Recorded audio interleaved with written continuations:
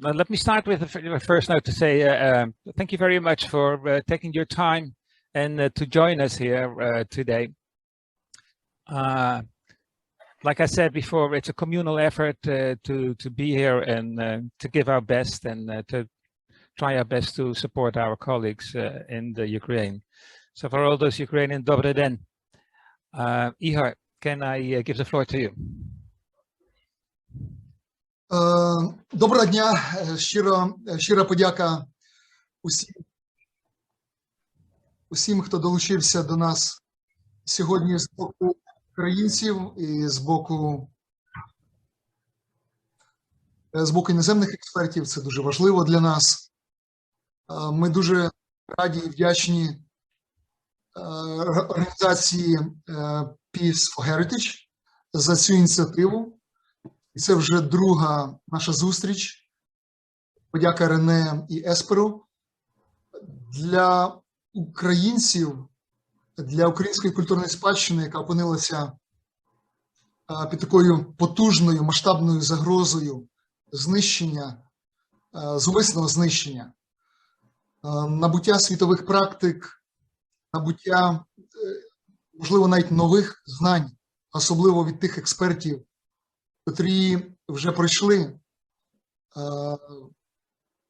реагування на подібні ситуації в інших країнах, де відбувалися конфлікти, війни, стихійні лиха. Для нас вона є дуже важлива. І саме, напевно, тому це пояснюється такою великою кількістю учасників. Я сподіваюся, ми матимемо пізніше інформацію про репрезентативність, оскільки на попередній зустрічі, організованій Peace for Heritage, де ми говорили про потреби, де ми відповідали на загальні питання, було близько 80 учасників. І представлено ледь не половина українських регіонів. Тому сьогодні в Україні ми намагаємося на різних рівнях, відповідності до контексту, реагувати на ті загрози, на ті реальні ситуації, на пошкодження, на знищення будівель, на пошкодження об'єктів культурної спадщини. А на сьогодні Міністерство культури зареєструвало вже 262 об'єкти культурної спадщини, які пошкоджені, які знищені. І тому насправді для працівників культури, для представників культурних активістів на сьогодні дуже багато роботи. Але більшість із нас мотивована, емоційно мотивована, професійно. Але, скажу по правді, нам дуже бракує системних знань, нам бракує певної координації, комунікації з нашими іноземними партнерами, з міжнародними організаціями. Попри те, що велика робота ведеться на різних рівнях, все ж ми маємо потреби, які виникають з поглибленням такої співпраці. І дуже простий приклад. Коли міжнародні організації допомагають українцям і, зокрема, постачають захисне обладнання, скажімо, вогнегасники, то якщо у перші дні після війни українці давали запит на просто вогнегасники, уже за місяць після цього ми зрозуміли на багато такому ширшому масштабі, що вогнегасники ж бувають не лише там двох стандартних форм, а існують і набагато інші класи, які, напевно, в довоєнний час не були настільки знайомі для українських закладів культури. І саме тому сьогоднішній воркшоп, який не про абстрактні і загальні речі, а про конкретні практичні навички, він є для нас дуже важливий. Оскільки, напевно, символічно, що один з перших культурних об'єктів, який був знищений зумисно, це музей в Іванкові, де розміщувалася колекція художня світового рівня, і, зокрема, факт зумисного знищення, він доведений, зокрема, Смітсонівською ініціативою, яка відстежує подібну ситуацію з допомогою супутникових систем, і вже доведено, що ця ракета потрапила саме в цю будівлю. Музей згорів. Ракета потрапила у дах, музей повністю вигорів, і дах, і інтер'єр. І тому це один з тих прикладів, а ми маємо сотні подібних прикладів в Україні. І тому зі сторони учасників цього семінару з боку українських організацій ми дуже вдячні за цю можливість і вдячні експертам, які мають абсолютно різний, але такий важливий і цікавий для нас досвід на сьогодні. Тому щира вдячність і сподіваємося, що ваш вияв такої солідарності в таких дуже практичних, важливих, дієвих кроків на сьогодні допоможе нам справді врятувати нашу культурну спадщину. Щира вдячність. Igor, let me continue with a couple of introductory notes. I am René Teigler from Heritage for Peace, and I will be your moderator for this afternoon. It was organized together with Igor from the Heritage Emergency Response Initiative and the Maidan Museum, this workshop. Heritage for Peace is a neutral central civil society organization founded in 2013. And in first instance, it was to support our heritage colleagues during the conflict in Syria.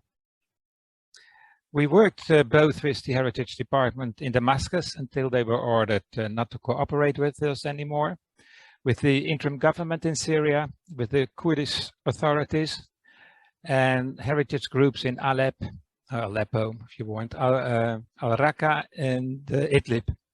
Today we also work in Iraq, Yemen and Libya. And we publish reports and newsletters on Syria. And in our ANCH project, we work in Iraq, Libya, and Yemen. So much for the introduction of Heritage for Peace.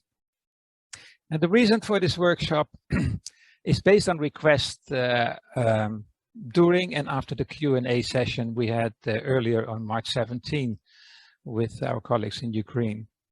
After that, Heritage for Peace and NIKU, which is Nina, in Norway, we wrote the guide Historic Buildings and Fire in war-affected countries, on which most of the presentations are based today, and some of the speakers will elaborate on some important issues in that. So I hope that everybody is okay with recordings. We will also make notes and make a report of this presentation. In the report, of course, that will be published, comments of our Ukrainian colleagues will be anonymized. I will start with, there's one more presentation in the program in the last minute. Well, last minute, it's on damaged food and the initial program. It's a long program. We have 1.5 hours, after which we have about half an hour for question and answers. And if there are pressing questions, we might collect them for after 2 or 3 presentations. We'll see how it works. Let me start with a first introduction of the guide. Sorry, now you must be able to, right? Yes. Good. Here we are.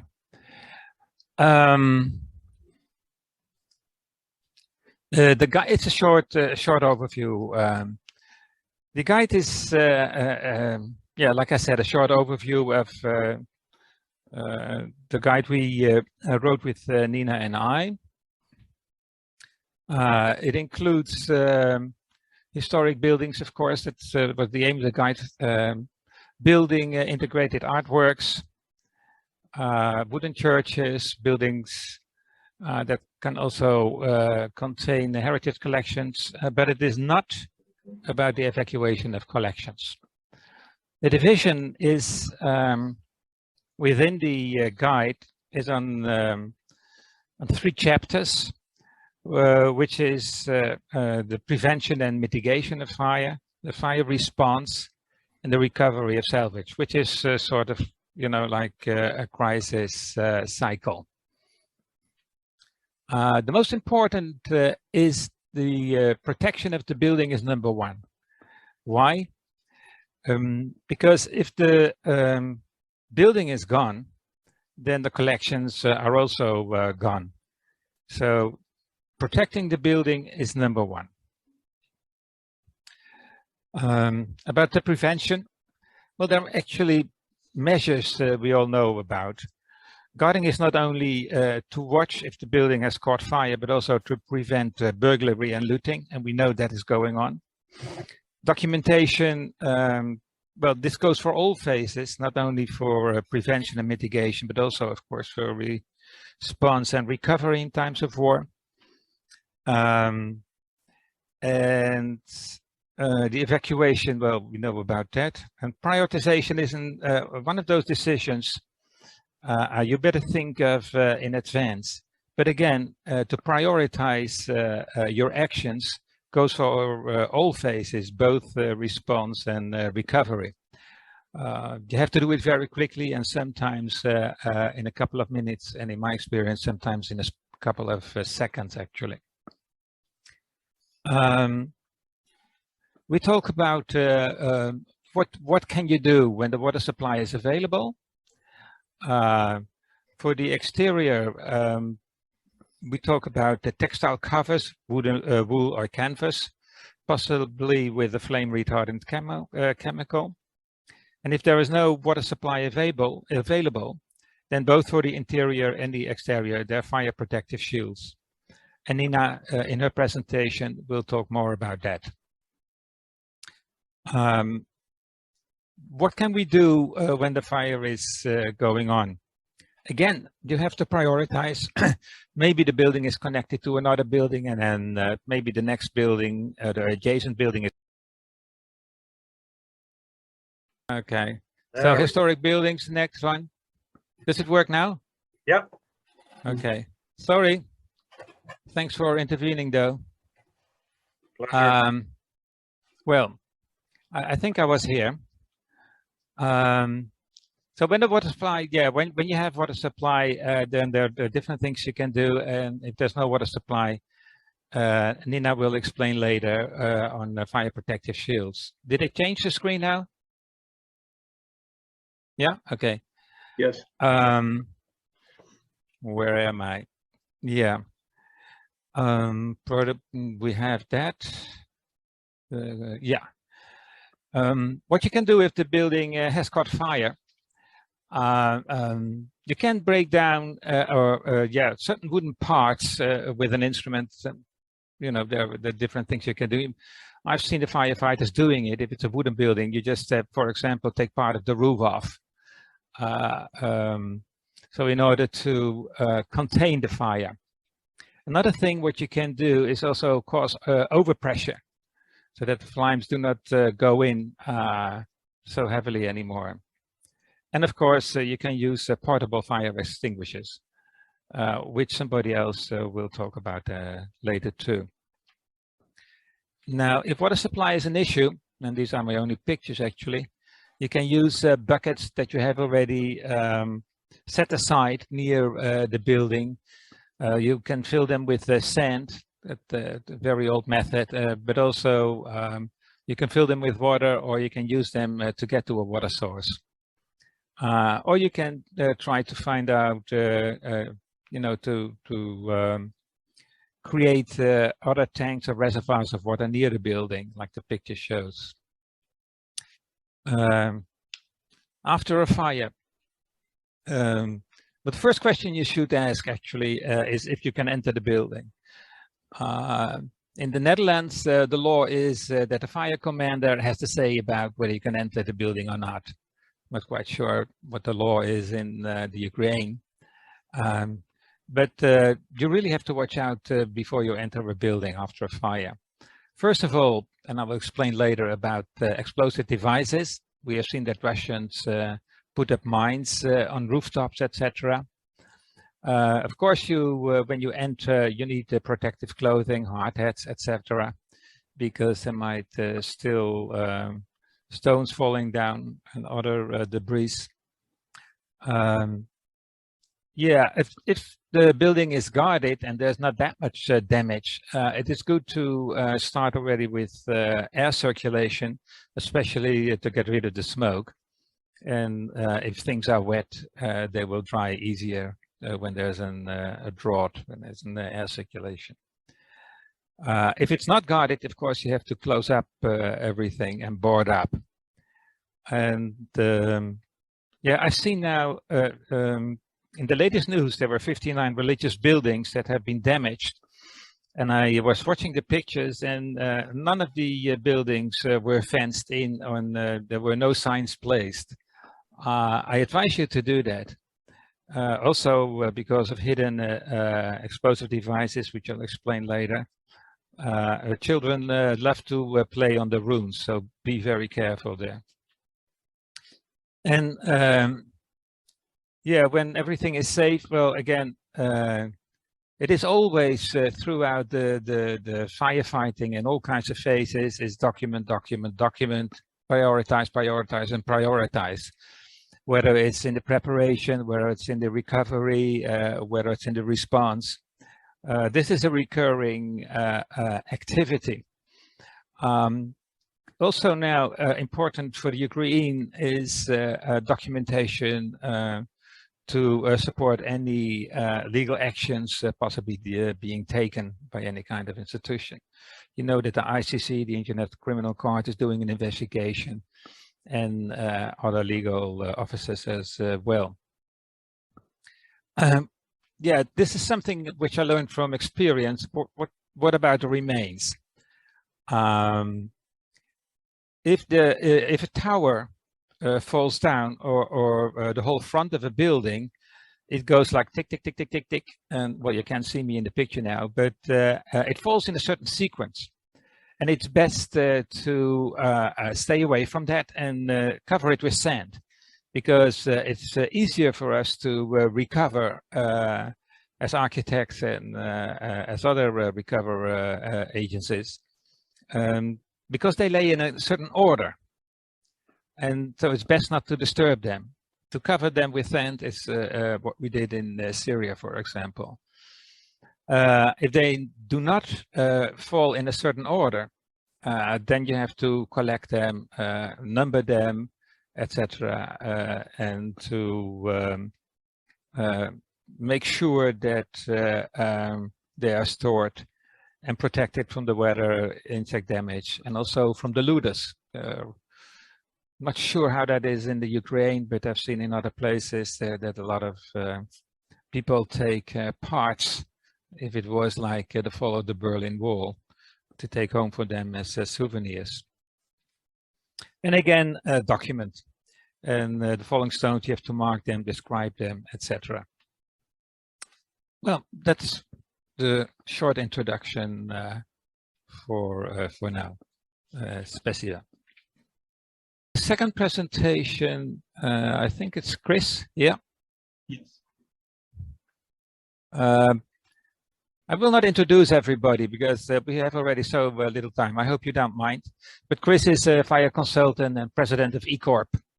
And he will give, let's say, a double presentation. Chris, go ahead. Okay. Thank you very much, Dr. Tiegler. Can you see that okay? Yep. Excellent. Well, good afternoon, everyone. Our thoughts and prayers are with you all, and we hope this all ends very soon. I would like to thank Dr. Renee Tiegler and all my colleagues here today for having me here and being able to be part of this and being able to talk with you a bit more about fire and protecting Ukraine's cultural heritage. In helping to protect historic sites and structures, we thought it may be beneficial to have an initial presentation providing a broad overview regarding fire safety challenges often encountered in historic sites and structures, including during times of war, and some of the different prevention, mitigation, and response measures that are available, and a risk-informed framework that we can use to help determine selecting those to help protect these sites and structures. And then to also just look at some of the overlaps and gaps and dependencies between these And then from there, a lot of the presentations, the rest of this afternoon, further complement that in terms of getting into much more specific. Excuse me, Chris, there seems to be some people who have trouble hearing you. Oh, is this any better? I don't know. Okay, I will try to speak louder. I am Okay, trying go to, ahead. Let's see what happens. Sure, let me know. Yeah, I have used Google Translate to translate several of the slides into Ukrainian, and I hope that the translations came across.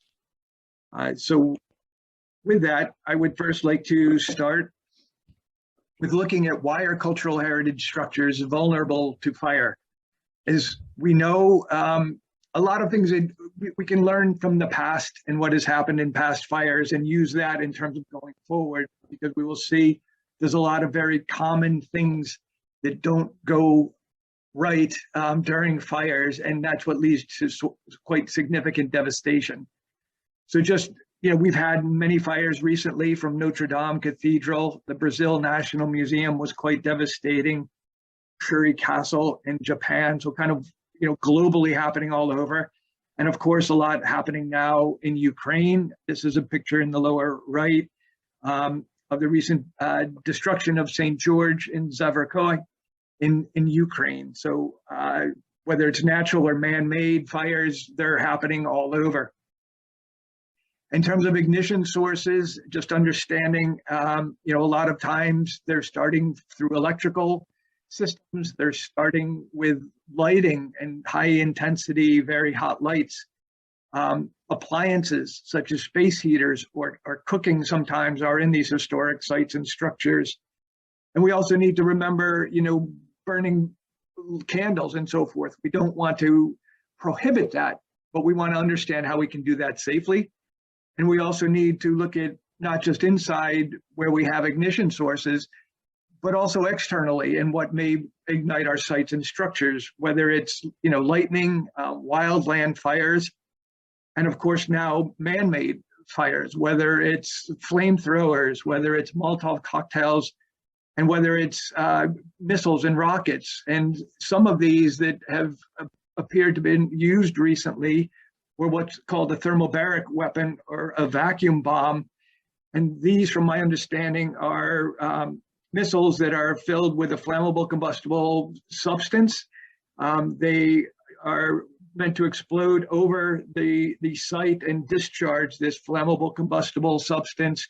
And a little while later, that then detonates that combustible mixture, and you get a very, very large explosion, and much more likely for things in the near vicinity to catch fire. So there's a lot of different things that may start these fires. From there, it's also important to understand, what can burn. We know that we have a lot of wooden structures. A lot of times things get stored in these structures. And that just adds to the combustible material that then impacts how quickly the fire may grow, how long it may last, how quickly it may spread, and other things such as building, insulation on the wiring and so forth. But at least it's trying to get an understanding what can cause fires and what can then help, those fires develop and spread throughout a building. It's important to at least to understand that. It's also important then to look at mitigation measures. And a lot of times, for instance, we do not have detection systems to, if the building is unoccupied, to then detect a fire. And if there are these types of systems, a lot of times it never transmits that signal to tell the local firefighters there is a fire at this particular building. A lot of times the alarm just is activated at the particular building, and if nobody is there, then the firefighters never know about it, or there's great delays. In the upper right, a lot of times fire and smoke are allowed to spread both horizontally and vertically throughout a space because we have openings between floors. A lot of times we may have old firewalls that have been penetrated to run electrical and mechanical systems. So important to understand how fire can spread from one room to another and throughout a floor or throughout a building potentially. Also important to understand, the structure and how long can that resist a particular fire. In this image here in the middle, you just see there's some very fine structural metal elements that if they get exposed to high temperatures for a fairly short duration, they may fail. So again, a lot of things to be thinking of that come together. Then we have on the suppression side, there's manual suppressions, which are fire extinguishers and sand buckets that Dr. Tigler had mentioned before.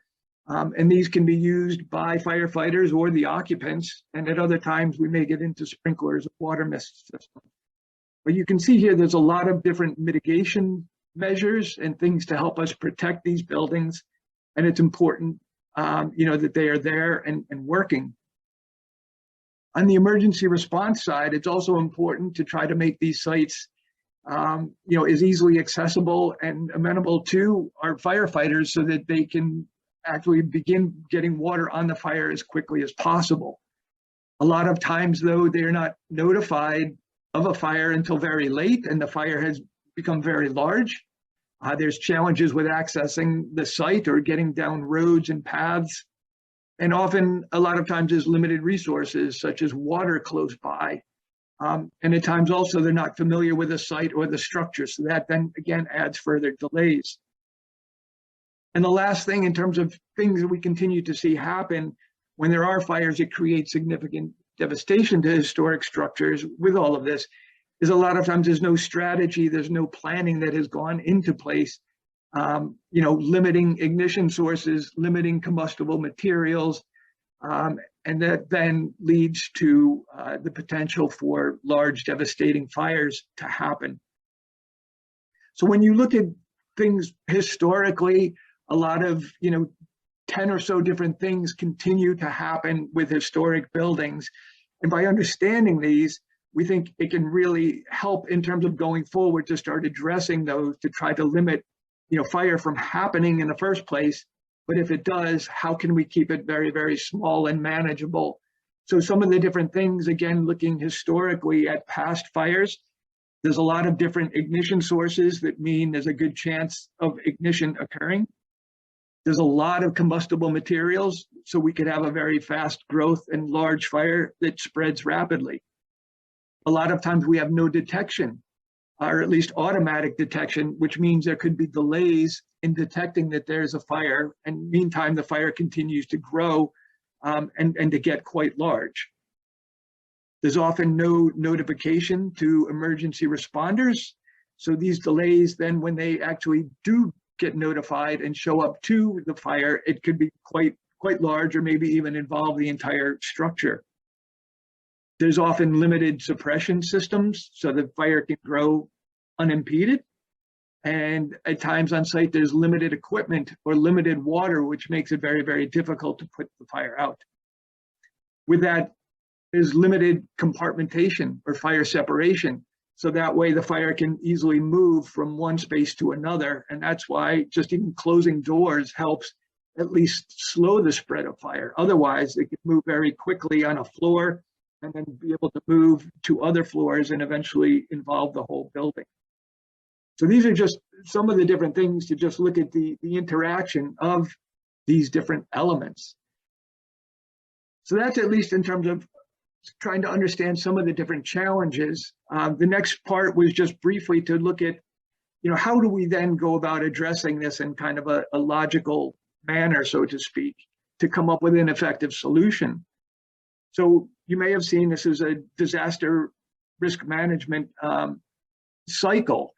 And we typically start, the top is before a fire or other disaster happens. Then we may have a particular event with a fire.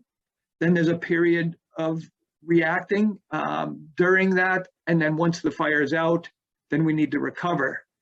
So in the before side of things, we look at assessing the risk and developing measures to address that, which we'll talk about much more today with the following talks about some of those different measures. And once we understand the risk and the measures in place, then we can begin to prepare implementing those measures, training people in use of fire extinguishers and so forth, and being ready if an event such as a fire does happen. And when it does, then we're prepared to respond to that accordingly. And hopefully that's a small duration and a small fire. And then from there, how do we go about recovering? And there's some of the other speakers will be addressing that in a little bit. So kind of very basically, a couple of different steps. The first is just looking at our goals and objectives. What are we trying to protect? Obviously the structure, and we want to protect the site, and we want to protect the contents and the collections. And it's just, being clear up front, what is it that we're trying to do as we enter into this process? The next part is just understanding the hazard. And it's, going just a bit beyond, we want to protect against fire, but looking a bit more at what that means. And I'll get into that in a moment. From there, once we understand the hazard and the level of damage that we may allow, we then look at different mitigation alternatives and evaluating those and what we can do. Can we put in a detection system, or do we have to have somebody there on site that manually observes if there is a fire and notifies people? Can we put in additional compartmentation and so forth? So it's kind of a trade-off. From there, once we have decided on that, we develop the overall strategy and then look to put that in place. So just going back to looking at the hazards, one of the main things that we're talking about today is just looking at the missiles and bombs and Molotov cocktails and so forth. But it's also important to understand how large are these, how quickly can those develop, what is the order of magnitude of the sizes of these ignition sources and the different types, and then understanding that can then help us to then further mitigate. For instance, Molotov cocktails, typically are thrown through windows. Can we do things about boarding up those windows so that may not happen and so forth? But part of understanding the overall magnitude helps us be able to develop mitigation measures in an appropriate way. This is just kind of looking at a balance between, when we think about this, we have the fire on one side that involves ignition sources and the combustible materials and how quickly the fire can grow and how big it can be. And on the other side, we need to develop measures that help balance that out or compensate for what that specific fire is. So we have a number of different things that we have kind of tools, whether it's fire separations and compartmentation, detection and alarm systems, egress, suppression systems, and using additional firefighting equipment and so forth that we can use to try to balance this out. And obviously we're trying to not have fire increase and less mitigation measures. We're trying to limit the fire as much as possible and keep it small, and have our focus being on additional mitigation measures in this. So from there, once we understand what the issues are, we can then go about addressing these, whether, as was mentioned before, just keeping doors closed. That at least limits the fire spread from one location to another. Boarding up exterior windows can help. Making sure we have the right fire extinguishers and people know how to use them, and equipment is maintained that may already be there. And working closely with our emergency responders is very important as well, too, in terms of them understanding the site and some of the challenges that they may encounter. Once we do that, then we can develop a strategy and then begin to implement that. The second part was just, I wanted to talk a little bit, I thought it may be helpful to just understand fire mitigation concepts a little bit, and just a lot around time and how quickly fires grow and how little time we really have. If we look at fires, they grow very, very quickly, exponentially actually. If we don't have any suppression, then the fire continues to grow and may involve the whole building. If we do have suppression, whether fire extinguishers or the local fire brigade, then that then begins to come back down and we end up eventually putting the fire out. I just wanted to show very briefly a video, and I know there's not a lot of Christmas trees and a lot of the historic sites and structures don't look exactly like this. The intention really is just to look at how quickly fires can grow and really consume an entire space. This is just some work that was done by the National Institute of Standards and Technology. They'll start a fire here. It's a dry Christmas tree, and you can just see how quickly the fire develops and spreads, and just really how little time there is to detect and notify people to come address the fire. So we have, a clock going here in real time. Again, it's a dry tree. It's growing very quickly, spreads across the ceiling, and the heat is already coming down. You can start seeing, the off-gassing because the chair is so hot, and ultimately it ignites. The same is about to happen with a carpet. And this is, we're 25 seconds into this particular fire. And really this is, no longer tenable. The room is completely involved in fire at this point in time. And again, I realize these aren't the same materials that may be in a lot of historic spaces, but at least to give the idea that it's really seconds that count and matter, and we need to, be cognizant of that. So it's very important, to detect the fire, to notify staff, occupants, and the local fire brigade, allow them to respond and being able to suppress the fire. Having a person there is a very short time. Hopefully, if they're there right where the fire is, they can smell or see that. Having smoke detection is fantastic. We get smoke a lot of times before heat. If we have a heat detector, that takes a little bit more time. And then, of course, if we don't have anything, that could be a very extended period of time.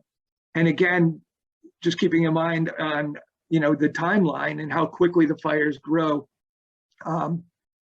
during that particular time frame.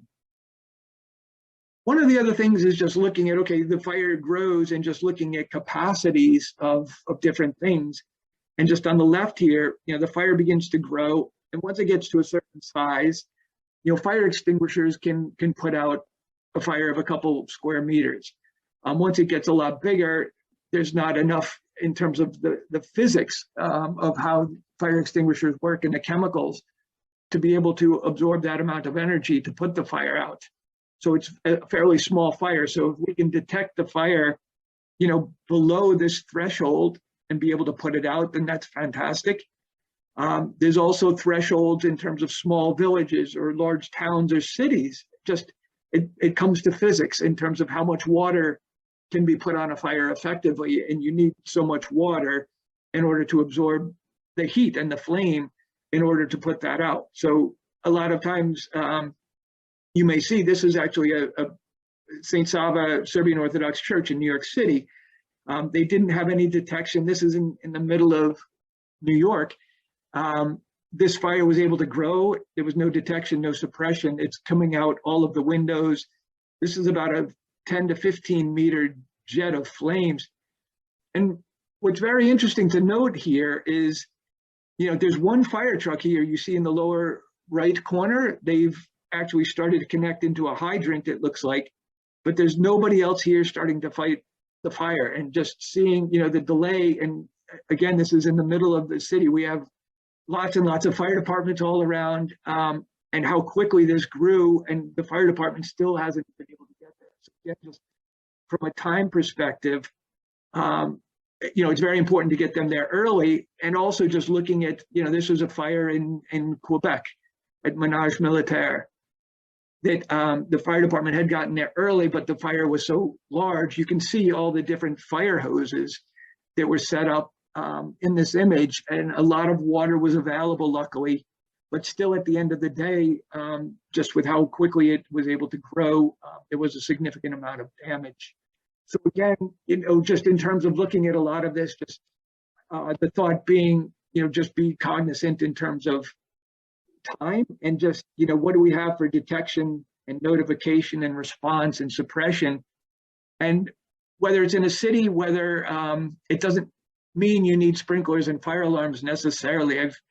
We've been involved with projects, in Mongolia, where we didn't have the opportunity with all this, and it was more, having somebody there, to detect it using various other means. This was at conch shells, whether there's bells, other things, but just, you know, the idea of just notifying other people and how they can respond and what materials they may have, whether it's wool blankets, which we'll hear about later, fire extinguishers. But again, that, you know, the concept is as quickly as possible be able to follow through on these steps, and just again how critical fire is. So, you know, one interesting thing is just to look at, you know, how quickly we think fire may grow, and looking at the different elements from ignition to how long it may take to involve a room or a floor, and then the whole building, and just to have an idea, and then look at a little bit more quantitatively, you know, firefighters, and when will they be notified, and how big will the fire be? How long does it take to get them to the site? How long does it take them to set up and understand? Can they get through the front gates? Can they get into the building quickly? And all of that, and that, you know, the seconds and minutes add up. And the other part is, a lot of times in historic buildings, there's a thought of trying to remove collections while the building is on fire. And again, you know, one, we're putting people potentially at risk of going into these buildings, but also just thinking through, you know, how many of these pieces can we remove during a fire, and how long does that take? Again, you know, people need to be notified, and then they need to go to the site. They need to get to where those collections are. They may need tools such as removing, you know, large pieces of art hanging on walls, and they need ladders and electric drills and screwdrivers. And that may take a lot of time, and it may take many people to remove that. And again, that's just one object. So again, thinking on a time perspective, I think, is extremely important and helpful to help us with that. Chris, Yep. How many more slides do you have? 30 seconds. Good. The last part is just trying to keep it simple as well too, and what resources we have. Dr. Teagler had mentioned before of just keeping doors closed, removing what combustible materials we can that are on site, so that there's less combustible fuel. You know, can we increase compartmentation where we have breaches in walls so that the fire can't spread quickly? How do we help the firefighters easily getting on site through potentially locked gates or locks that are on doors that help get them into the building? And just, you know, are there alternative measures in terms of notifying people, whether bells or horns and so forth, to help with that? And then just even using different things such as, you know, cooler, lower energy light bulbs that don't get as hot and would not be ignition sources. And the last is just, again, you know, a collaborative effort between many different stakeholders. It's the firefighters and occupants and public and those responsible for the site. So it's all, you know, very important to incorporate everybody. So with that, apologies for going a little bit long, but hopefully that was helpful, and just please all stay safe, and thank you again very much for your time and attention. Thank you. Thank you, Chris, for the general overview. Very interesting. Just one addition from me, when I worked at the American Embassy in Baghdad as a cultural advisor, a fire broke out in the digital service rooms, but they rebuilt the fences so much for security reasons that the fire engine couldn't enter. So this is, you know, where security goes against response to a fire. The next presentation will be from Nina. With Nina, we wrote the guide. Nina is from Norway, and painting conservator and a researcher. And she will talk about fire blankets. Nina, the floor is yours. I'm talking a little bit about the use of fire blankets. We've done some tests in Norway, so that's the foundation knowledge that I have. And thank you so much for inviting me to participate with this short slideshow, sharing some of my knowledge on these tests. Let's see. So what are we trying to prevent from happening here? We've all talked a little bit about this already. It's the cultural heritage objects that are not that we're not enabled to salvage, or if there's not any time either to salvage them. There can be different types of objects here. So this is the reason why we wanted to have more knowledge about the use of fire blankets, of fire shields.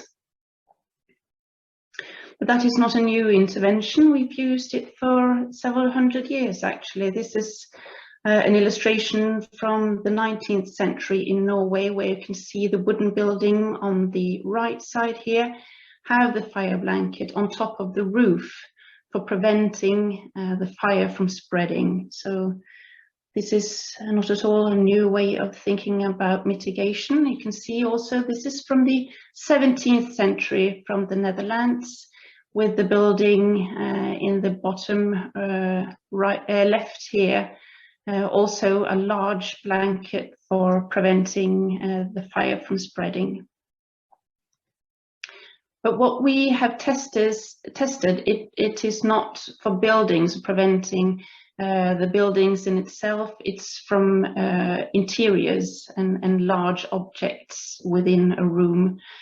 We did the tests last year with 7 commercially available textiles. These are, of course, because they are commercial available, it is fire covers not made for heritage purposes. So we wanted to look at the use that we know, the needs that we have. So the situation that we see is relevant here is that the firefighters covers the objects after the fire has started, but still within a safety situation, as Chris Marion talked a little bit about. You have control over the fire situation, but still unsure how the outcome of this fire is. You have the possibility to go in and put over a fire shield.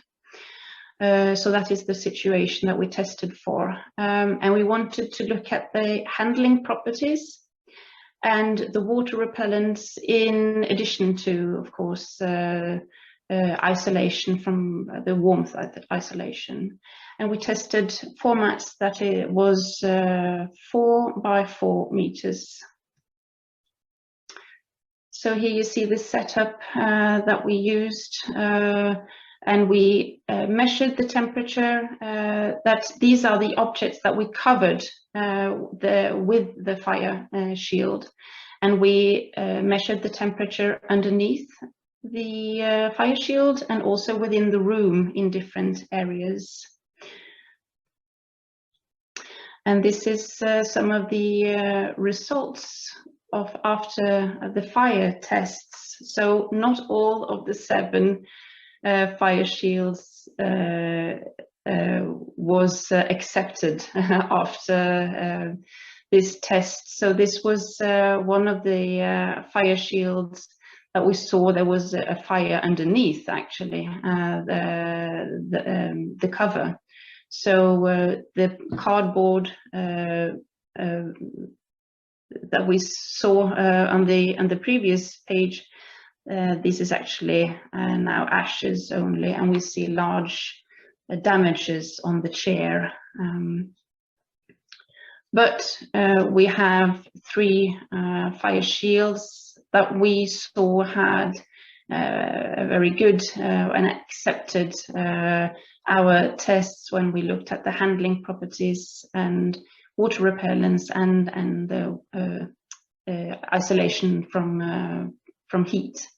And that is a UK, it's an English cover, and it is a Swedish cover, and it's also a cover that that is made in the Netherlands, and a Dutch, a German cover is with the same properties. So there are different manufacturers that makes these covers that we see as possible for our use within covering heritage objects.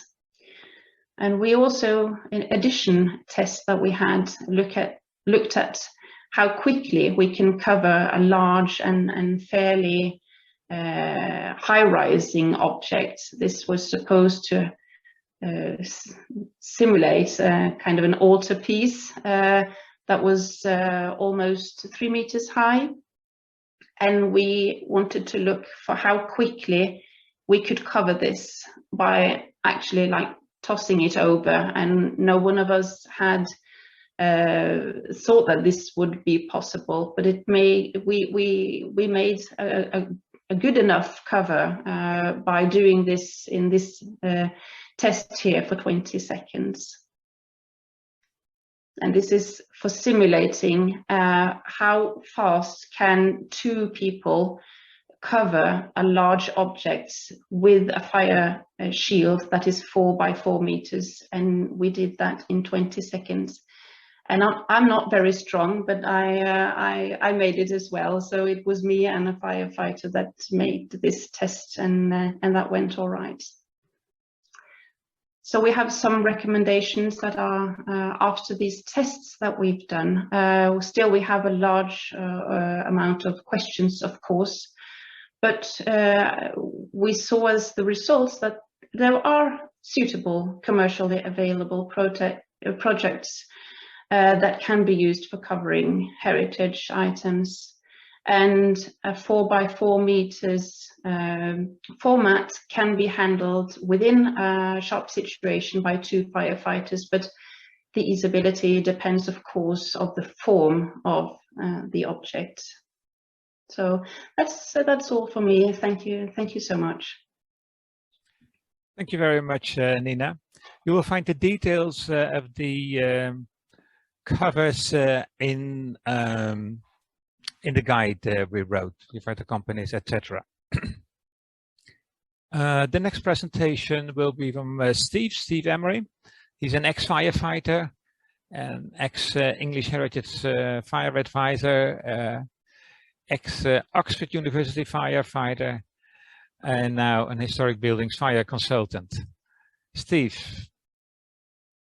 Thank you. Right, afternoon everyone. Thank you very much for inviting me to talk to you. I'm sort of talking about extinguishers and training, and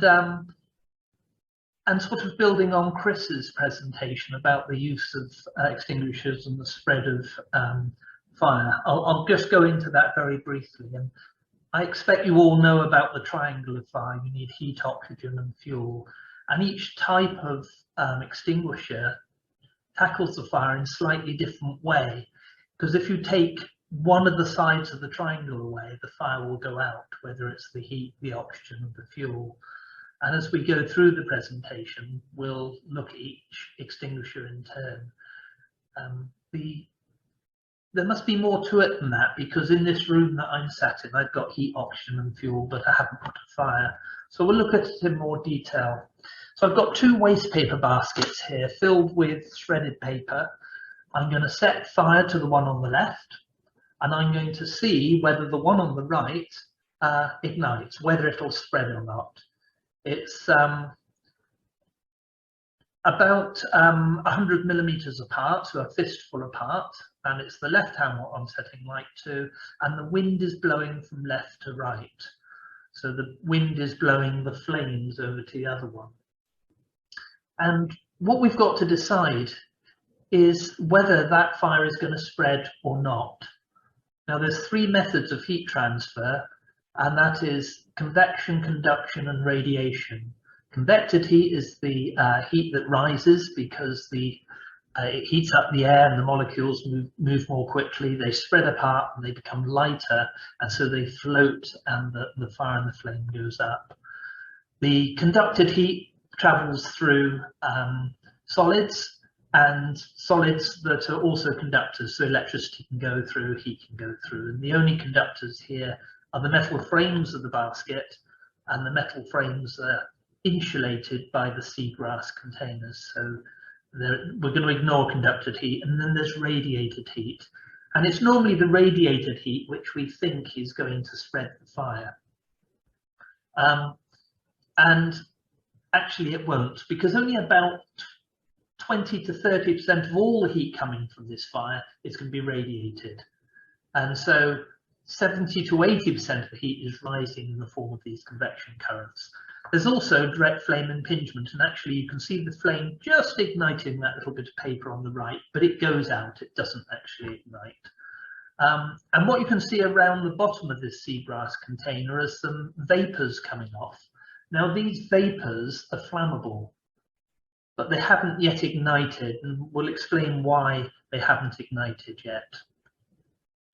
So we've talked about convection, conduction, radiation. There's direct flame impingement, that's when the flame touches it. And there's two other terms, flash point and autoignition. In this case, in this bottle, we've got a highly flammable liquid. That means that it will vaporize at room temperature and the vapors are flammable. So if you took the top off this bottle, the vapors were going to escape. They happen to be heavier than air and they will spread sideways until they meet a flame. So when they meet the flame, if they're in the right mixture, they will ignite. And the other point is autoignition. And autoignition is the temperature at which a fire will start spontaneously without the presence of a flame. So I've mentioned twice that we have to be in the right mixture.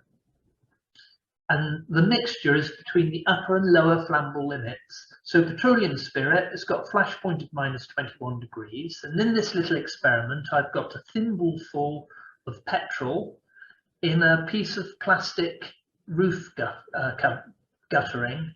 And at the other end is a little candle, a tea light. Petrol, because it's got a low flash point, will evaporate in room temperature. The vapors will go down the gutter until it reaches that light. Now it needs to be in the mixture of lower flammable limit of 1.4%, an upper flammable limit of 7.6%. If it's outside of that range, it won't ignite. It must be within that range.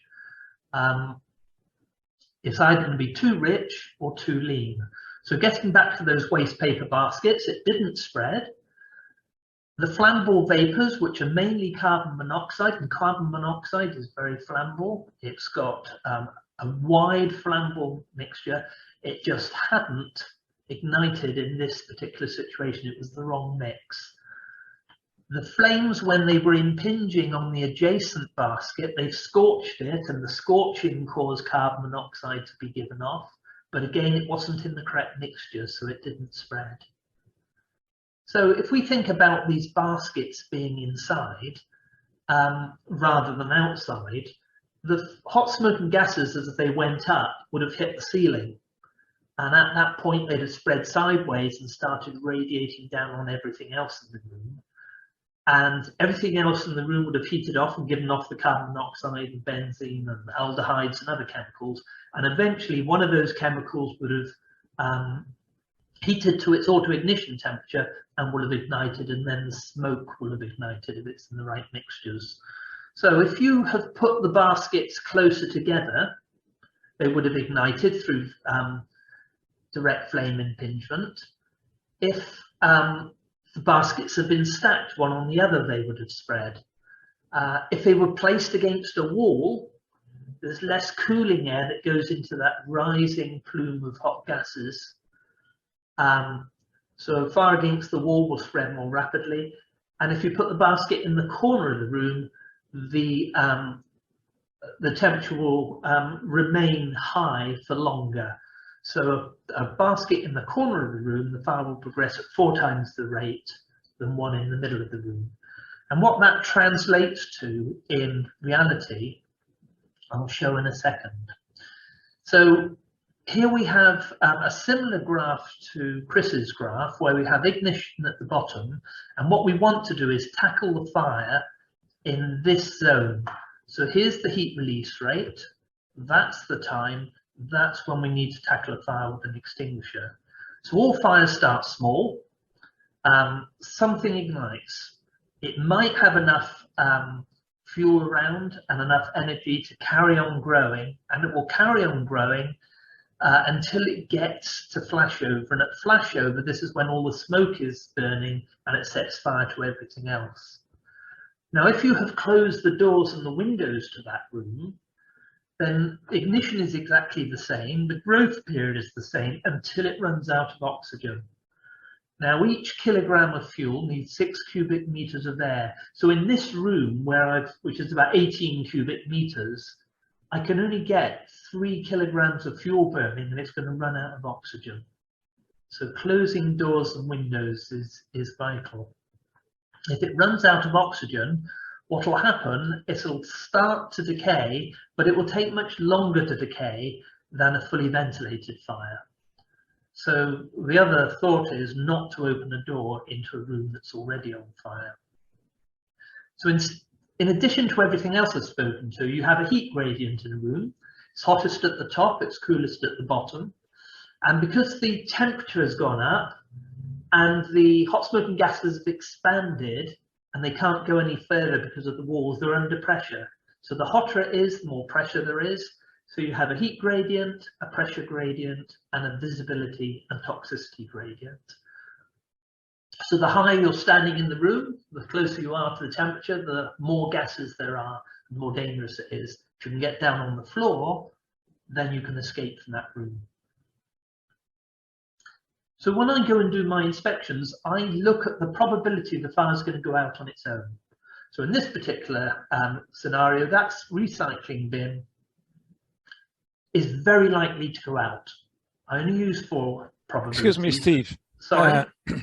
Due to the time, can we move to fire extinguishers, perhaps? Next 2 slides.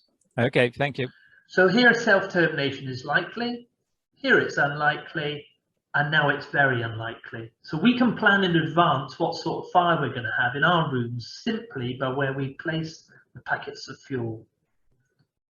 So if you're going to use an extinguisher, you should keep the door behind you so you're not trapping yourself within the fire. So you're progressing towards the fire. You're keeping low to avoid breathing in the smoke. And when we use water extinguishers, these work in 3 ways. They take away the oxygen. They take away the oxygen because the water turns to steam, and the steam gets rid of the oxygen. It wets the surrounding combustibles, and by turning to steam, it's taken the heat away. It takes all 3 sides of the triangle away. If you have a water mist, the droplets are very much smaller, and because they're smaller, they turn to steam more rapidly, and therefore it will work quicker. The downside is you need to get closer to the fire. If you go back to the previous slide, this is a water spray and it's got quite a good throw, but a water mist, you need to get really close like this chap. And it's used for fires involving materials such as wood, cloth, paper and textiles. We like to use water from a tap and air pressure that gets into the extinguisher by using a pump. And the reason for that is that you can use the extinguishers for training, and training is really, really important. If you know how to use an extinguisher and you use it effectively, you can tackle a fire that's 4 times greater than somebody that's never used an extinguisher before. So it's really important to practice. This chap, we're using a CO2 extinguisher.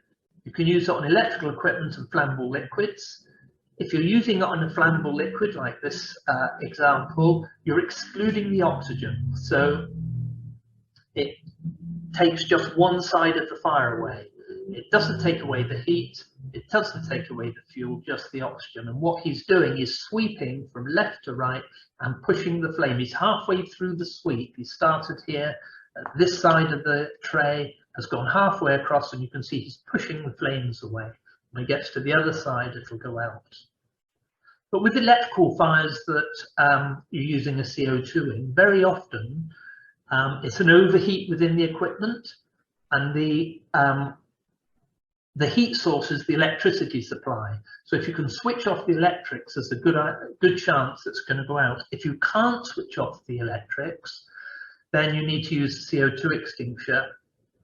And if on my laptop, which I've got here, you need to put the CO2 inside the grills that are in their electrical equipment. It's no good spraying the outside of the equipment. It won't put the fire out.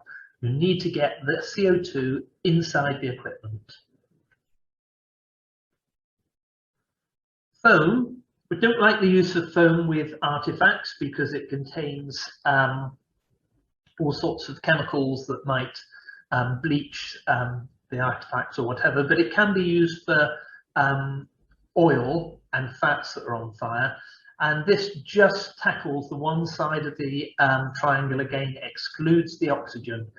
And it may look as if this chap is missing the tray. In fact, he's putting this foam on the back of the tray and it's sliding down and covering the flammable liquid in a blanket. And you've seen this slide before from Chris. This is a fire blanket. This just takes away the oxygen. It doesn't take away the fuel. It doesn't take away the heat. He's protecting his hands by wrapping the blanket with, or his hands with the blanket, and he places it gently over and makes sure he doesn't hold it too high, because if you hold it too high, the flames will come out underneath towards him. And once the blanket is placed on the burning fuel, the fire will go out instantly. But don't take it off, because if you take it off, you allow the oxygen to go back in and it will reignite. Dry powder extinguishers are used for running liquid fires and for metals, and then very unsuitable for using inside the building. They're very fine talcum powder. They're slightly acidic when they're damp, so they will attack artifacts and metal objects and computers and so on. But they're useful for outside, or if you've got a running liquid fire. And Nina was telling us about fire blankets, and I was reading the guide about fire blankets, and it was saying to use linen. You only use linen if it's wet. Linen dry is flammable and will ignite. So here we have a fire. They're going to burn down this farmhouse eventually. It's just north of Trondheim in Norway. And they're protecting the barn, the wooden barn next door, with this old curtain that they're keeping wet with the water spray. And that's it for me. Thank you. Yeah, unmute. Thank you very much, Steve. I think that's very much needed to have a talk on fire extinguishers. I understand there were a couple of questions. Am I right? Hello, everybody. Yeah, I can see one about how realistic is it to rely on being able to extinguish fires in a war situation. If you're inside the building and you see the fire start, then it's quite easy to, so I'm going to move my camera back to the other screen. It's quite easy to use an extinguisher right at the beginning. If you don't use it and you just evacuate, then the fire will go and the building will burn down. So, and the other pressures on human resources, it's best to put the fire out than to try and put blankets on and evacuate the artifacts. And water mist extinguishers, I did mention water mist. It's exactly the same as a water extinguisher, except the water comes out in a much finer droplet. So the advantage is it turns to steam quicker. The disadvantage is you've got to get closer to the fire. Okay, thank you.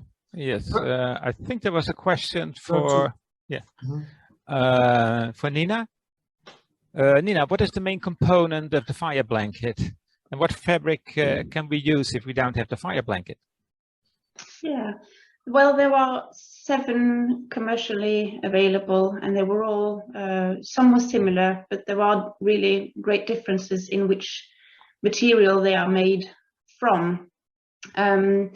It says so in my report, and I don't have it in front of me. I can't really remember right now, but it is within our report, René. Yeah, we recommended 3 commercial available fire shields, 3 companies. Yes. So, yes, and we put also the literature in our literature list.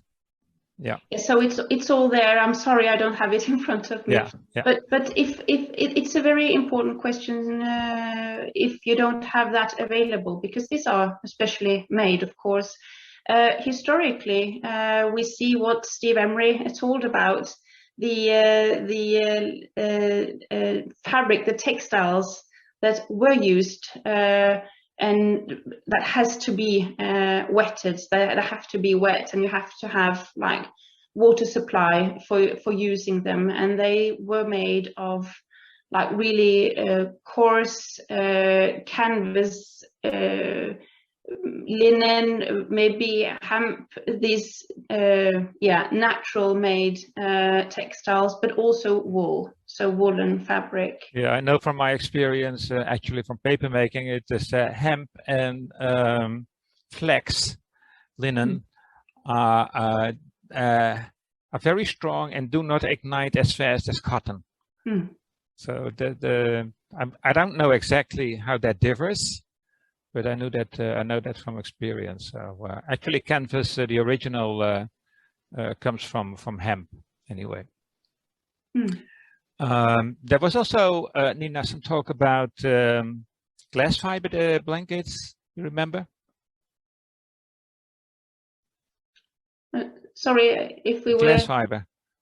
Glass fiber, yes, that is the difficulties with the commercially available fabrics or manufacturers is that they will not give us the details on these different fabrics. Yeah. Some call it e-glass, some call it the other things. It's very difficult for us to know, is this actually the same, just treated differently with a silicone coating, or what is it actually made of? This can be quite difficult to get this information of the manufacturers.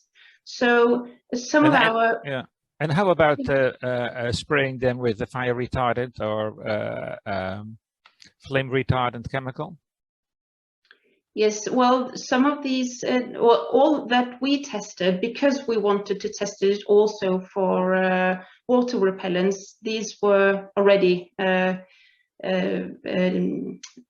this silicone coating or different coatings. So we didn't treat them ourselves, but that can, of course, be done if if we have a fabric that is not water repellent from before. Any other remarks from our dear colleagues on this? Yes, Chris. Thank you, Dr. Tigo. I just wanted to go back. Christopher Miller, I think it's a very important question, I think, in all of this and in the discussions with, how realistic is a lot of this. And I think part of, today's discussion is just hopefully helping, like, to look at, just because we have a fire extinguisher doesn't mean every fire we're going to be able to take care of. And I, hoping some of it just helps present some of the challenges or methodologies to being able to make more risk-informed decisions in terms of understanding, what that hazard may be, how big it may be, how quickly it may grow.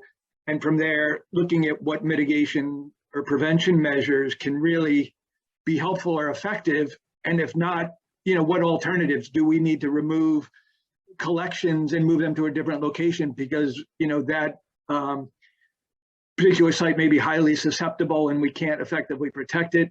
Do we need to board up windows if there's the threat of, Molotov cocktails or people using flamethrowers and things? But I think it's a very important question, and hopefully some of this just gives a, kind of a process to think through, but also then look at some of those measures and understand how they can be used, but also, somewhat the limitations to help with those questions. There's things like bombs and things like that we may not be able to protect from, but I think it's more the thought process of being able to understand that a little bit more and knowing. Would you agree, any of you, that the use of any fire extinguisher in case of need is better than not using any of them? Yep. Yeah, I see a lot of people nodding. Steve? And it's better to have them available for use. Yeah, not have them available. Yeah. Ihor, did you receive a lot of fire extinguishers? Yeah, a lot of them, but they are mostly CO2 and this very simple, very but not maybe for some special use, only to mitigate the fire of inside the buildings, but they can bring damage to some specific parts of collections. And we have a few of questions concerning what kind of extinguishers can be used for paintings, for wall paintings, for example, and what to do to prevent the smoke on the walls after the fire, for example. Well, with the smoke we have, I think Karen will talk about that a little bit later. So anybody about wall paintings? Karen? Can you unmute yourself, please? Yeah. Sorry about that. Yeah, as far as wall paintings go and painted surfaces, definitely the water mist is the best type of extinguisher to use in that case. Yeah, would you agree with me, Karen, that but that's more like a response, I think, to save wall paintings, you face them. That means you don't. Okay. No, I'm just thinking in terms of, okay, for wall paintings, you can treat them in much the way that Nina's been describing, by hanging some kind of fabric blanket over the front. If you can somehow attach things somewhere near the top of the wall. Obviously, that kind of thing would have to be done in advance, because you can't do that on the spur of the moment. So. And I understand it has to be tight in the sense that also at the bottom, the flames do not get a chance to crawl up. Yeah, obviously it's ideal if it can come all the way down the wall, but even if it can come most of the way down the wall, that's better than nothing. Yeah. Any more questions, Dior? Yes, about fire blankets or fire shields. For example, it is said that they can be quite helpful, useful, up to some temperature. If the temperature is too high, they are not protecting from fire. So the question is, maybe you can suggest some more fireproof materials, which some precious art objects can be wrapped up before using the fire blankets and shields. Anybody? To stand against the high temperatures. Yeah. Steve? Steve, you want to answer this question?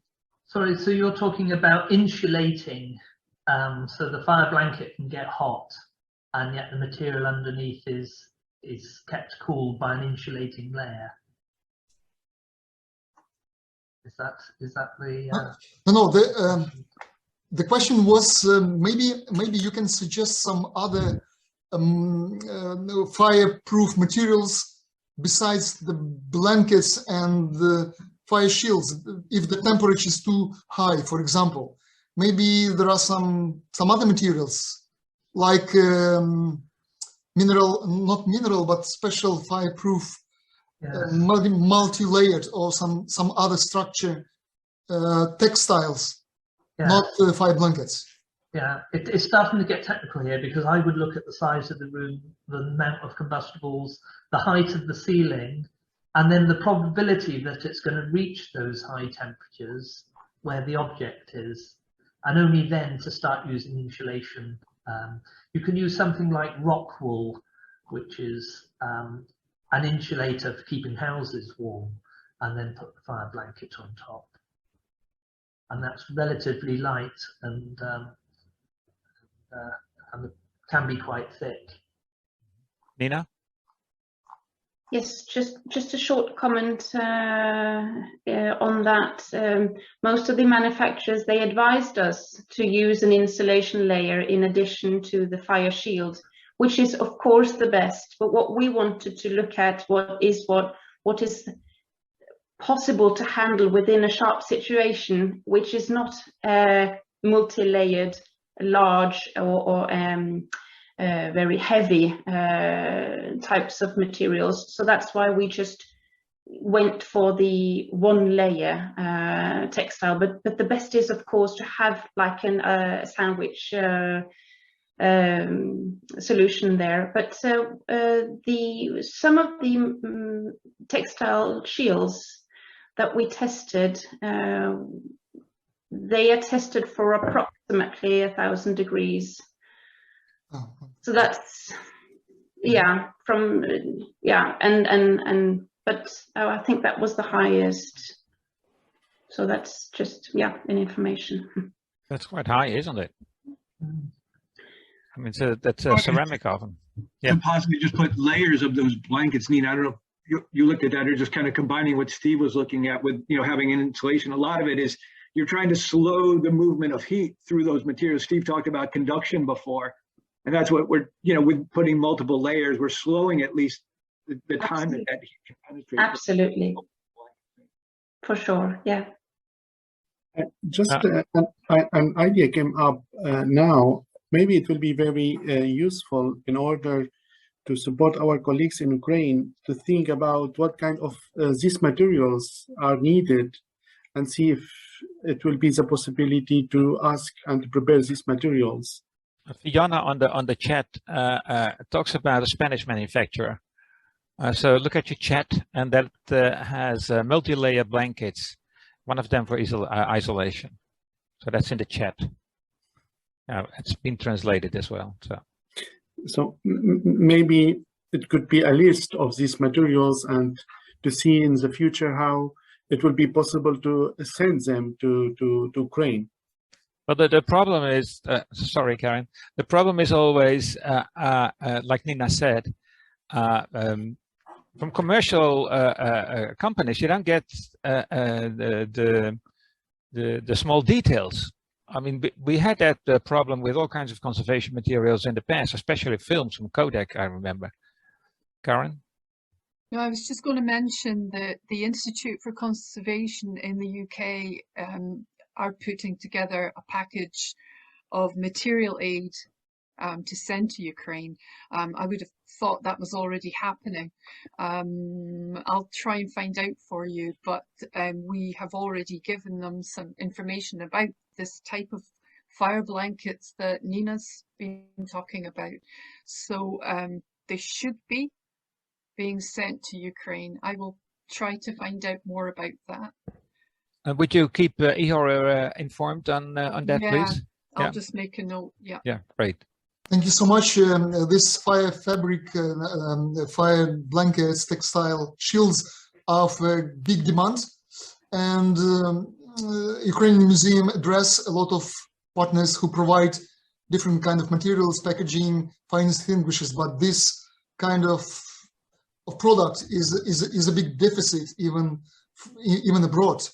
It was sold out in Ukraine, and we order them often, but we have almost everything ordered, but besides this fire textiles and blankets, Okay. unfortunately. Yeah. And another thing is what Ihor told me earlier, and this is just a general remark for all the non-Ukrainians here, and for those who send collections. Often the right information of the materials and also the equipment is missing. So please make sure when you send something, the information of what it is and how to use it, especially also fire extinguishers, are present. There is one more question. Wooden churches, wall paintings, iconostase, those have a base layer of gesso, yeah. Water soluble, yeah. Okay, what about iconostase? Because water mist extinguishers will affect, of course, the gesso layer on the iconostase. Yeah. Would it not be best to approach to have an ABC fire extinguishers for the iconostase? Yeah. Any questions to that? And I mean, any answers to that, Karen? I think that from everything, the discussions that have gone on about this already, still the conclusion is that the water mist is the best option. There may be some damage, but it would be quite minimal compared with potential damage using other kind of extinguishers. So still the water mist is the best out of all the options that there are. Yeah. I think that was the conclusion. So yeah, okay, thanks. I would suggest we go to the next. If I may, just a moment. Yes, Eo. If I may, also, I think we did not mention today some special liquids, some special chemicals, which some of our museum professionals. Yeah, Iho, I can answer that right away. Okay. We advised strongly against it in our report, in our guide. First of all, some sconces, wooden sconces, ordered some of this liquid to protect the constructions. Yeah. For anti-fire protection. Yeah. First of all, they have been tested only on fresh wood, which is a different story. And especially on painted wood, they will damage the paintings. Any other remarks on this? Am I going to be talking about that next, Renee? Good. Okay.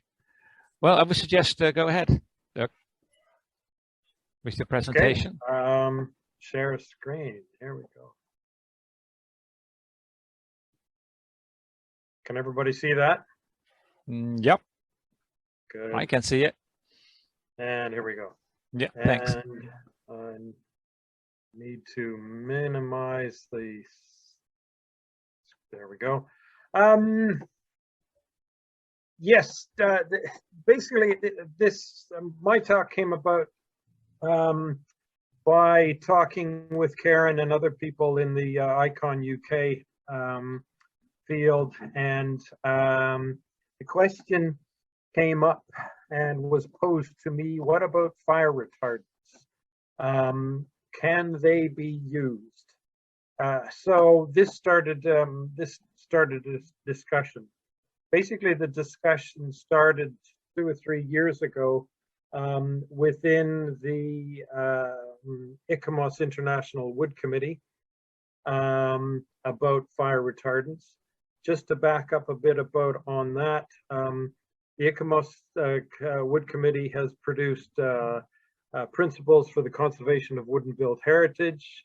They were adopted as doctrinal text in 2017. The one article on the use of chemicals suggests that they be carefully controlled and monitored and should be used only where there is an assured benefit, where public and environmental safety is concerned. And those chemicals would also include preservatives and fire retardants.